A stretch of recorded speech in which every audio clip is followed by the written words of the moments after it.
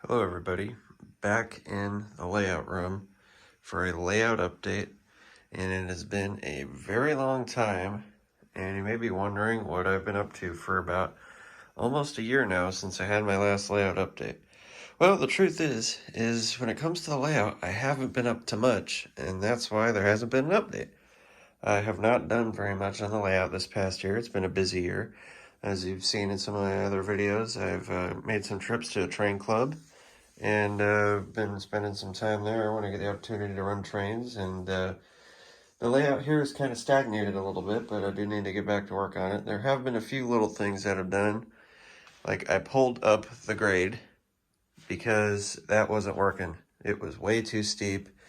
The trains cannot even hope to get up it. I think I got one engine to climb it at like full speed with no cars, and it spun its wheels the whole way.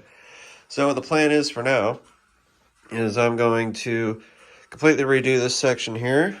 I'm going to start climbing on the removable section, climb up, get a trestle over this tracks, and hopefully make it at a reasonable level by the time I'm up there. And then I'm going to do the removable section in front of the door, where there's going to be a duck under. Other than that, not too much has been going on, but a few new engines have been added to the fleet since my last layout update. I'm probably not going to show them all right now, but I've gotten a Union Pacific 484, gotten a Alco, Burlington Road Alco, and I've expanded my fleet of 4.0s when it comes to my Bachmann Spectrum 4.0s, and I've also gotten an SD40-2.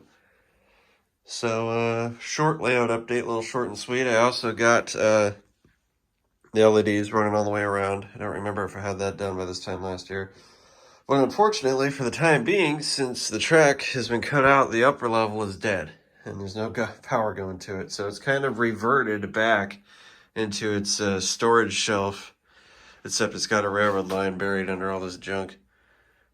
And I've done a little bit of work. I replaced some of these switches with Walther's Code 100 switches, which seem to be working a lot better because I was having issues derailing. Over here, what I like to call the rat's nest. Still having some trouble with all these switches, mainly because they're Pico switches, and I suck at wiring, like I said before, about a year ago.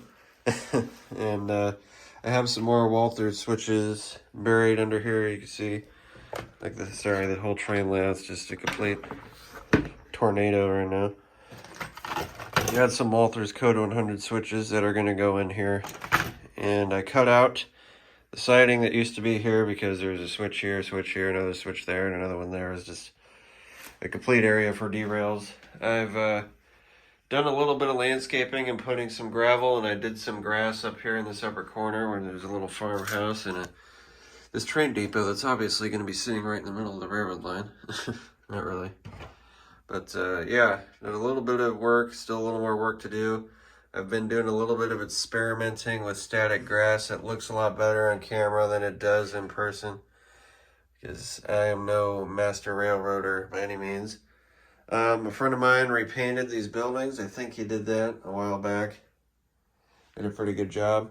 He also built this really cool wooden building here for me. I had the kit for a long time, and I wasn't comfortable with wasting a one-of-a-kind kit on me. It's a wooden barrel factory, even weathered it, and it looks pretty nice. Looks like an old beat-up building that's been sitting there for a long time. And it's probably going to go in the upper level at some point, because like I've said in the past, the upper level is supposed to be a rural area. But I've just been working towards it. I've cured a couple other pretty neat wooden buildings that I got from a local hobby shop before it closed up permanently. And yeah, other than that, not much going on except for a little bit of landscaping here and there. Some more static grass I attempted. Doesn't look too great. And over here I, of course, forgot to paint the plaster brown before I put down the landscaping. So now it looks pretty weird. I need to fix that. I've done a little bit of gravel work and a couple of splotches here. It worked out pretty good. Over in this corner, it worked out pretty bad. I put it on way too thick, and the trains are just jumping, especially these Bachmann 440s that I got. They don't have a lot of weight on them, and it doesn't take much to jump them off the tracks. But yeah, that's what I've been up to, is a whole lot of, not much. I've cured a lot of stuff in my fleet, gotten a lot of stuff done, you know, spending money and stuff I don't need, like these Walthers cabooses and engines. Got a 484s now, I think. I got 5 484s now, actually. And lots of steam engines, a couple more diesels, and a lot less money. So I'll go ahead and show you guys the new couple of the new steam engines I got. Now I'm sure all you guys have seen my Great Northern 440 by now. It's one of my favorite engines. And here I got an unlettered but nicely painted Bachmann Spectrum 440 that I did pretty much, had my friend do more or less the same sound install in.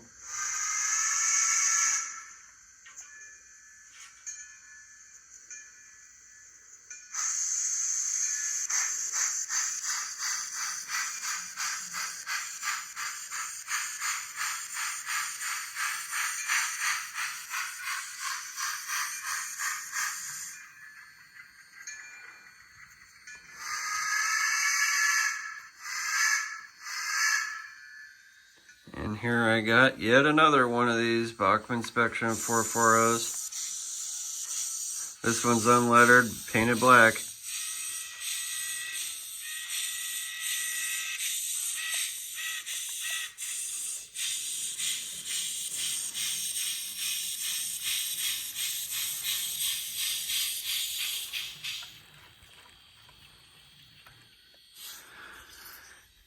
And I've been really into little steam lately, it would seem. It's growing on me. And here I got a Bachmann Spectrum 440.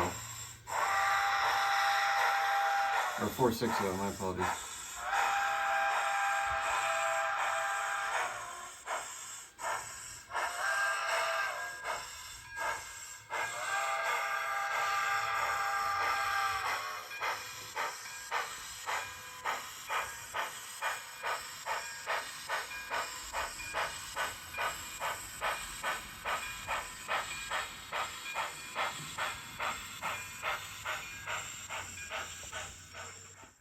And as you can see right here, I got a little fleet of Bachmann Spectrum small steam 3440s and the 460 on the back.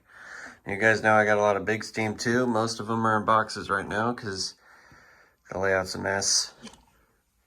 A little bit of everything laying around everywhere, tools and cleaning stuff and buildings and trains and bridges. So to avoid the big expensive steam from getting broken, most of it's packed up for now, but I've been taking it to the clubs and running it. I also picked up an SD40-2, my newest engine on the layout. It's a Broadway Limited. Got it used. A little bit of an older model. Runs good though, like the horn. And lots of little steam. So all these have TCS Wow Sound decoders in them. I think they all sound great. The couple of them need a little work, but for the most part, they seem to run pretty good. This is the only one here. The one I'm running right now is the only one I've had any issues with. I gave them all, gave them all individual whistles so you could tell them apart. I'll play all their whistles.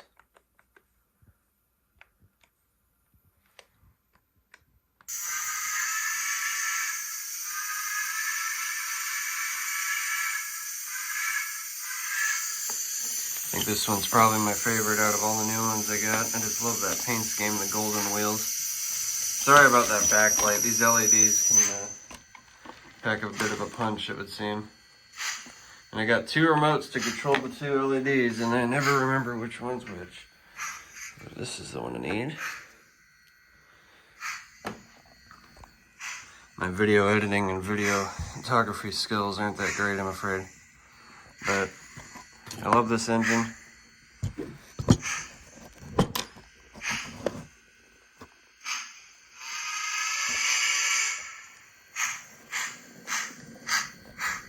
If I don't cover it up with my thumb.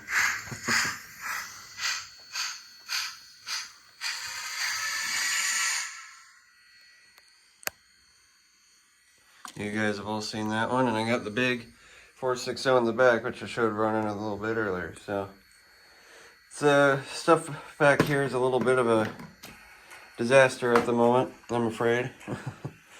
But it's still here, and I'm still running trains. So thanks for staying with me for this long awaited update, and I'm sorry I haven't gotten much done, but I'm not done yet. Alrighty, thank you everybody, bye.